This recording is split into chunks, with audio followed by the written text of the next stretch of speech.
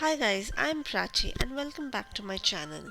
The purpose of this primer is to introduce students to those fundamental elements that make up our environment. It outlines the characteristics of each element and presents the choices we have in selecting and arranging them into design patterns. In making these choices, emphasis is placed on basic but important rules and principles and design relationships that determine the functional, structural, and aesthetic qualities of space. So please stay tuned to my channel as I have tried to simplify these complicated design and planning related topics into short engaging videos with a sketchnoting technique. So let's begin.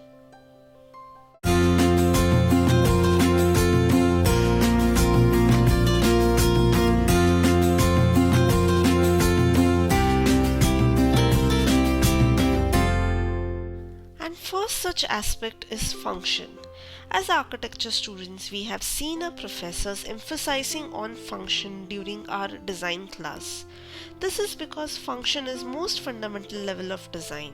It is prime criteria for judging the success of any design is whether it's functional or not. We design to improve the functioning of interior spaces and make the tasks and activities performed within them more convenient, comfortable, and pleasurable.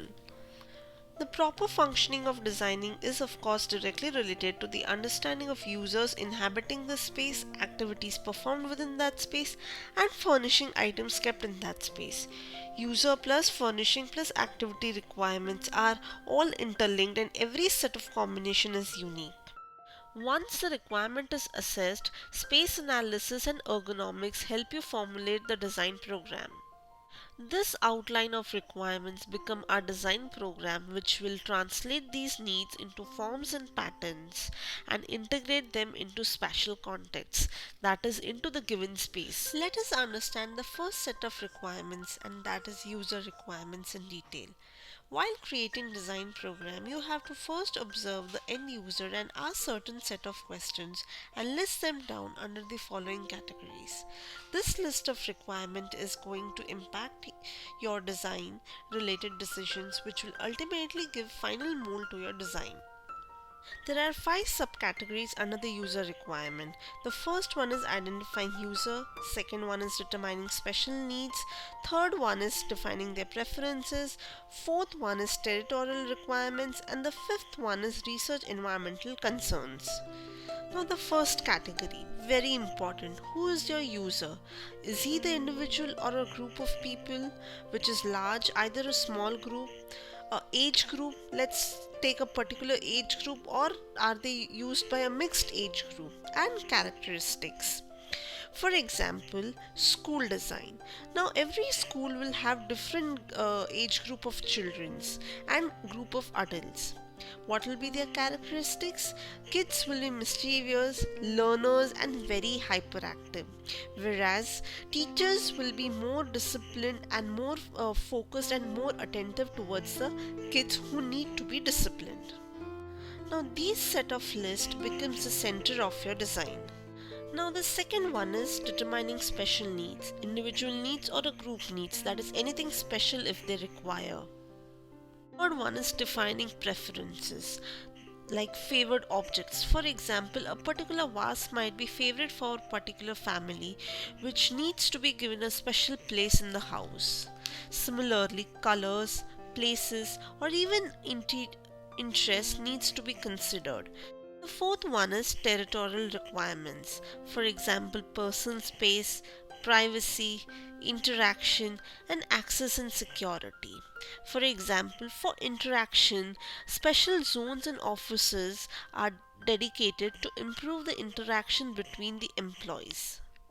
And the fifth one is environmental concerns. For example, energy efficient buildings, daylighting, fresh air, views, reduce recycle materials, water conservation, sustainable manufacturing processes, sustainable materials, low VOC emitting products, and reduction in waste.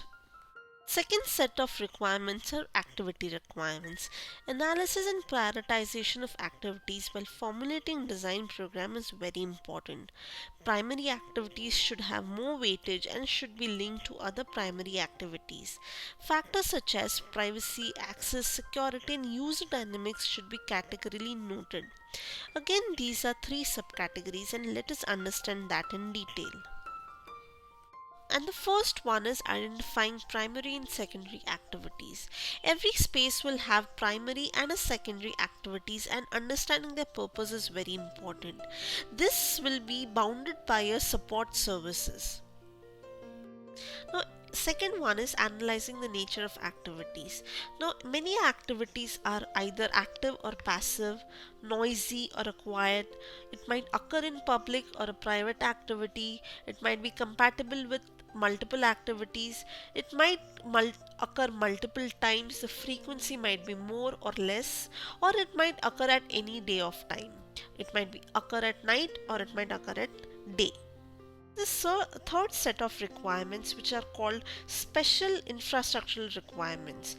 Any particular activity might require some privacy or an enclosure, or it might require a large open space, or it might require certain kind of flexibility in terms of walls and windows, or it might require direct access, security, it might require special lights or a special type of acoustic quality. There are maintenance and other repair requirements also, and hence every activity demands different set of requirements which needs to be addressed.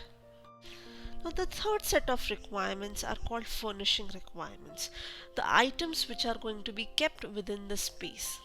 To assess the outlook, one must first concentrate on the infrastructure that supports a space.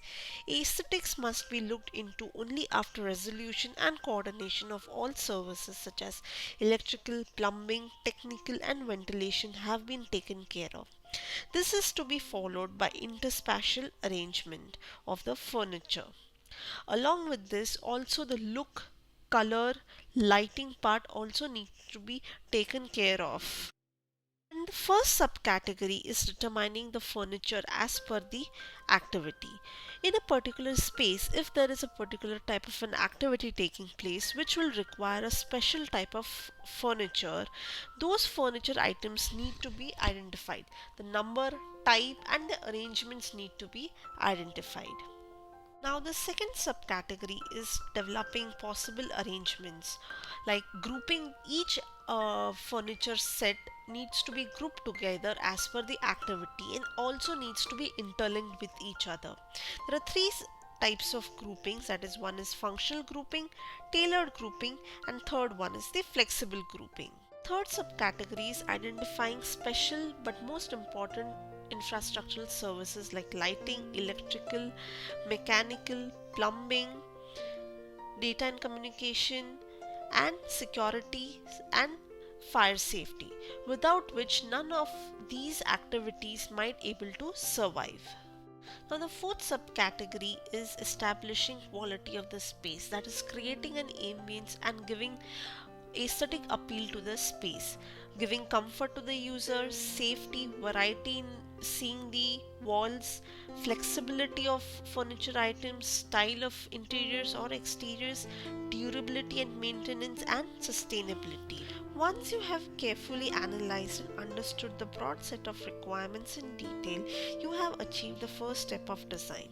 This set helps you further detailing out your design and promises to give the end user the desired quality of space.